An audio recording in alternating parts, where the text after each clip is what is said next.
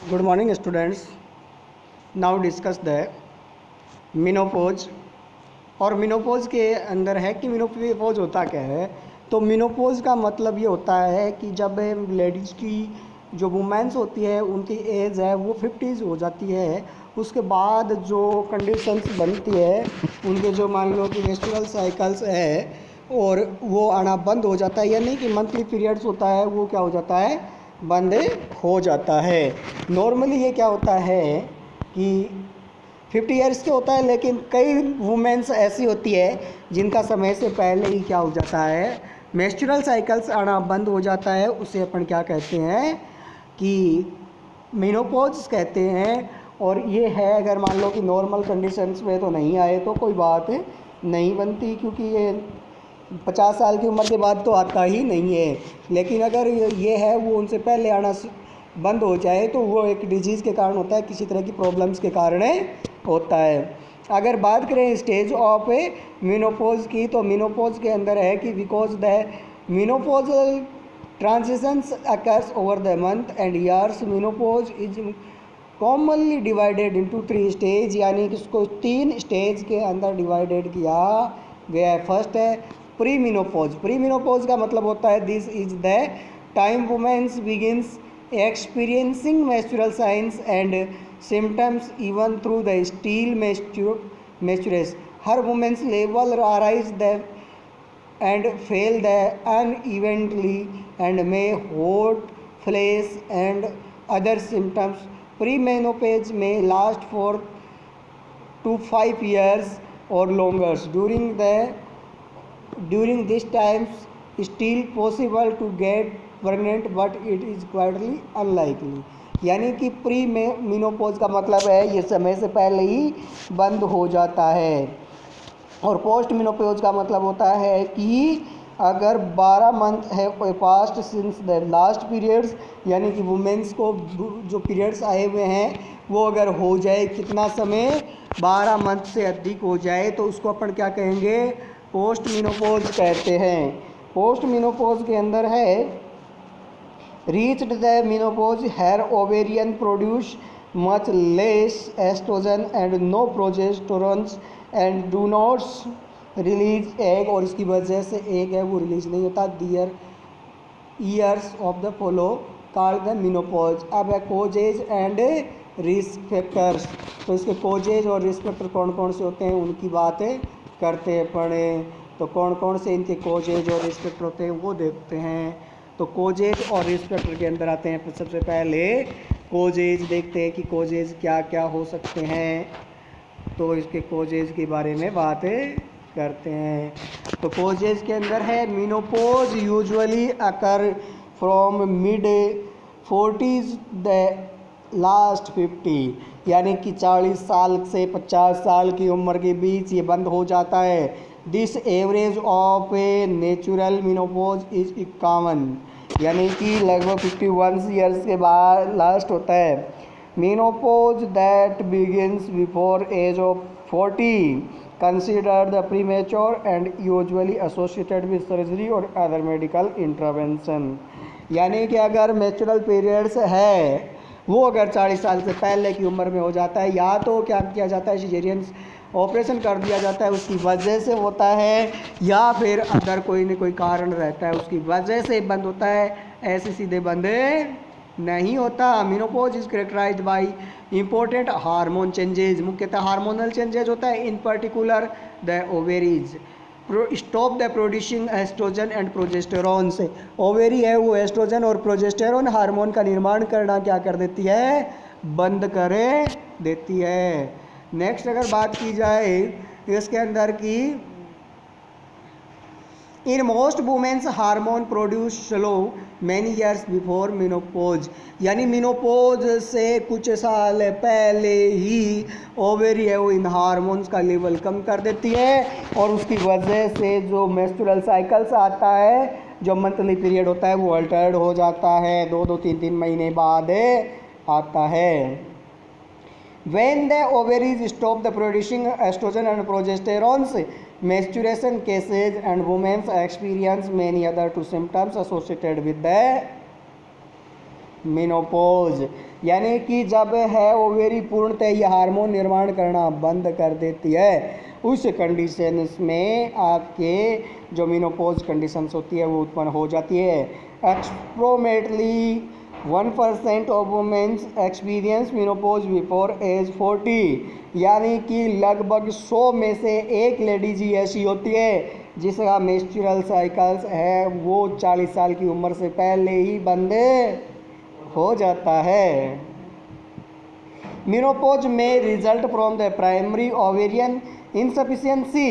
Women ovaries fail to produce the normal levels of reproductive hormones, यानी कि इसके अंदर है वो वुमेन्स की जो ओवेरी होती है वो हार्मोन का लेवल्स है वो नॉर्मल नहीं रख पाती और इनसफिशियंस हो जाता है, प्रॉपर नहीं रहता।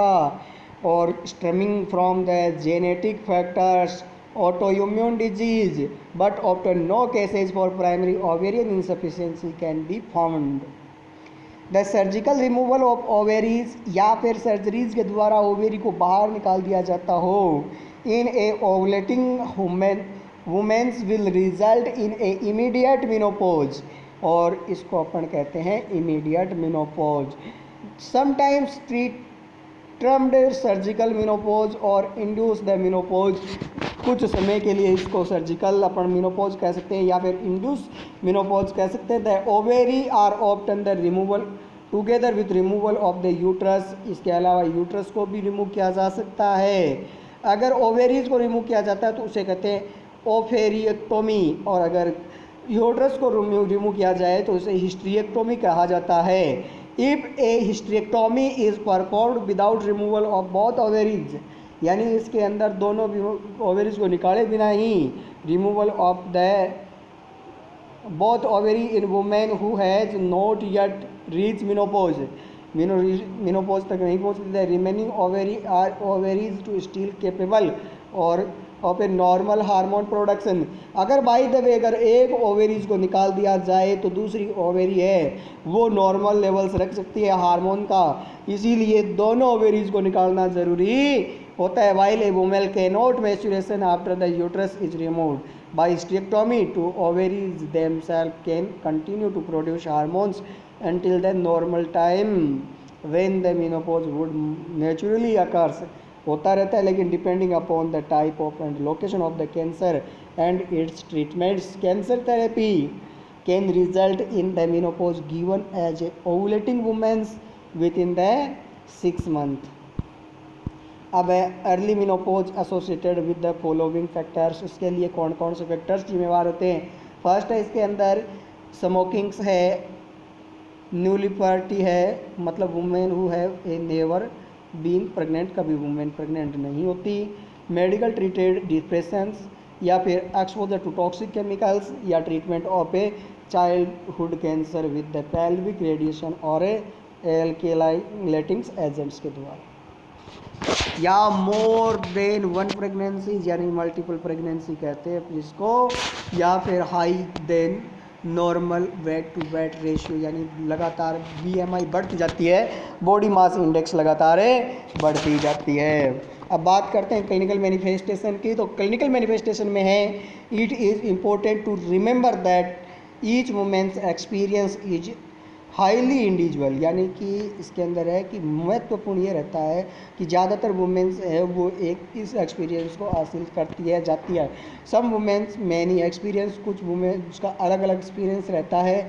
फ्यू और no symptoms of menopause, menopause के दौरान कोई सिम्टम्स उनके नहीं आते, while others experience multiple physical and psychological symptoms से आते हैं। The extent and severity of the symptoms various significance among the women's में ये सिम्टम्स लगातार आते रहते हैं। These symptoms of menopause and premenopause are discussed in details, नीचे इसको डिटेल्स में पढ़ेंगे। पहला है इरेगुलर वेजाइनल ब्लीडिंग्स, यानी कि लगातार है वो वेजाइनल ब्लीडिंग्स होती है वो इरेगुलर हो जाती है, रेगुलर नहीं रहती। इरेगुलर्स का मतलब क्या है वो देखते हैं। तो इरेगुलर वेजाइनल ब्लीडिंग में occurs during the menopause, menopause के दौरान ये कंडीशन रहती है कि इरेगुलर मतलब सामान्य हो जाती है। Some women's have a minimal problem with abnormal bleeding during the menopause के दौरान कुछ एक लेडीज में ज़्यादा प्रॉब्लम होती है, बाकी ये कंडीशंस नॉर्मल रहती है। Other have a unpredicted excessive bleedings, और कुछ एक में ज़्यादातर ब्लीडिंग होती है। मेंस्ट्रुअल पीरियड्स में अकर्स मोर फ्रिक्वेंटली, यानी कि जल्द जल्द आना शुरू हो जाता है।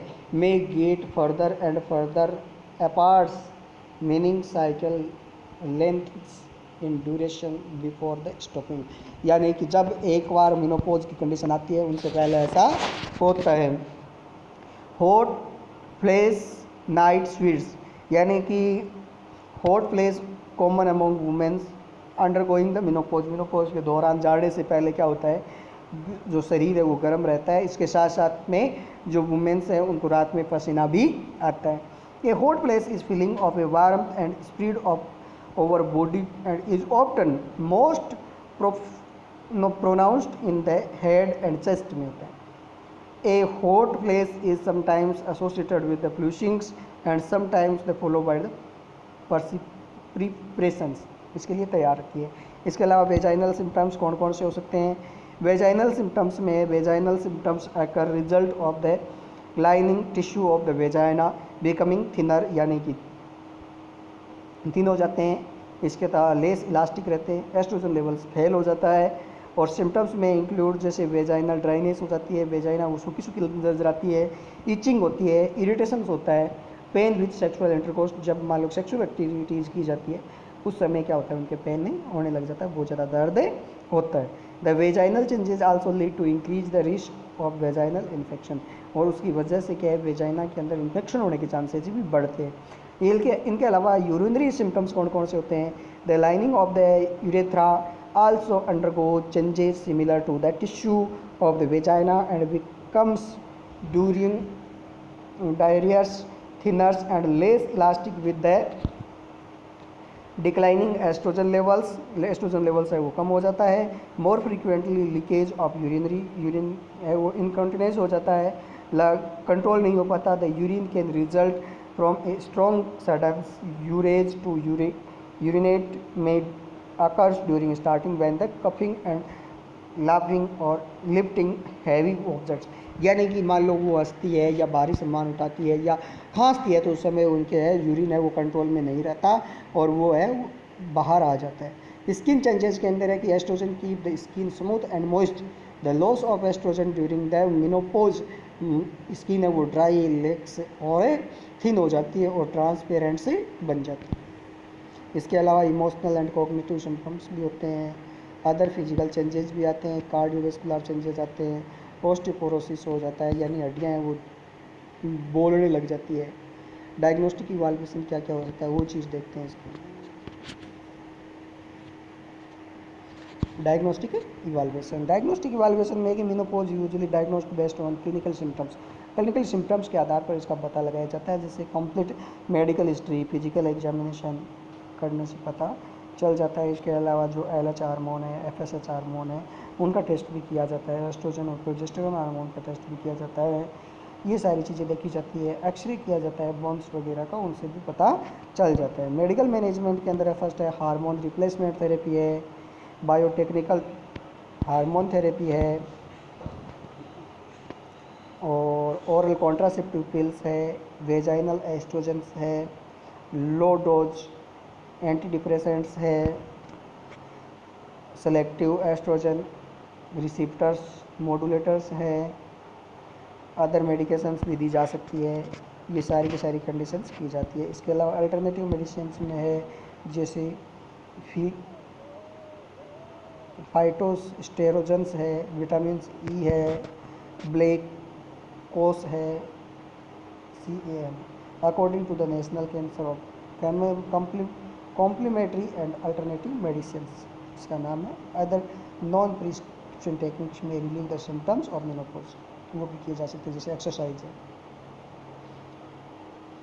बायोफीडबैक्स है, डीप ब्रीथिंग्स है, मेडिकेशंस है, मेडिटेशंस है, ये सारा कुछ किया जा सकता है।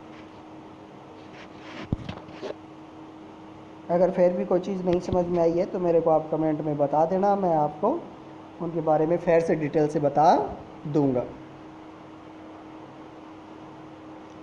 एक बार मैं थोड़ा सा आप लोगों को दोबारा शुरू से रिवाइज करवा देता हूँ। ये यहाँ आप इनको पॉज करके पूरा लिख सकते हो।